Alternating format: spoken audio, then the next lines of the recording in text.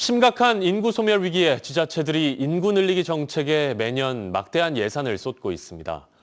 대부분의 농어촌 자치단체의 경우 수많은 인구 정책을 만들어 지원에 나서고 있지만 정작 상당수의 공무원들은 다른 지역에서 출퇴근을 이어가고 있습니다. 박혜진 기자가 취재했습니다. 인구 3만 명 선이 무너진 한평군의 누리집 첫 화면입니다. 다른 지자체와 달리 이 누리집에는 인구정책 게시판이 별도로 있어 전입부터 결혼, 출산, 육아 등 지원 혜택을 한눈에 볼 수 있습니다. 전입하면 140만 원, 결혼하면 600만 원, 대학 등록금은 5천만 원까지 주어집니다. 인구정책이 무려 95가지로 한평 주민만 되어준다면 혜택이 쏟아지는 셈입니다. 인구 소멸 지역에 해당돼서 한 분이라도 소중하게 모셔오기 위해서 이런 다양한 정책들을 펼치게 되었습니다. 한평군의 인구정책 예산은 꾸준히 늘어나는 추세로 최근 3년간 매년 900억 이상을 투입하고 있습니다. 인구 늘리기에 열을 올리고 있는 직원들. 그렇다면 이들은 한평에 살고 있을까?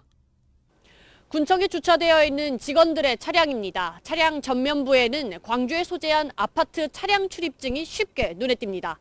직원 주차장인데 혹시 여기 군청 직원분이신가요? 저요? 직원인데 광주에서 하고 있어요. 혹시 어디에서 출퇴근하세요? 저 광주에서 출퇴근을.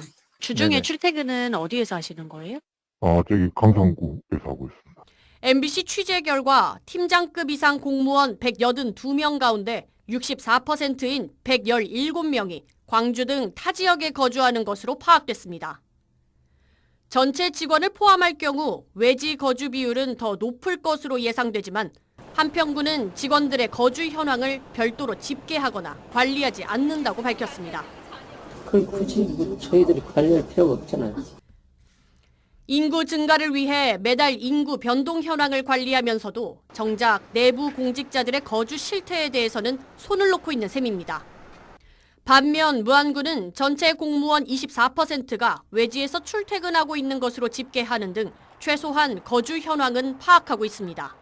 무슨 사고가 있을 수도 있고 이런 비상 상황이 있을 경우에 저희 소속 직원들인데 그래도 어디에 사는지는 알고 있어야 되잖아요. 거주지 선택의 자유부터 교육과 의료 등을 포함한 정주 여건의 개선이 먼저라는 반론도 제기되고 있습니다. 그러나 내부 구성원부터 지역에 정착하지 않은 채 외부 인구 유입을 강조하면서 정책 신뢰도에 금이 가는 건 부인할 수 없는 현실입니다. MBC 뉴스 박혜진입니다.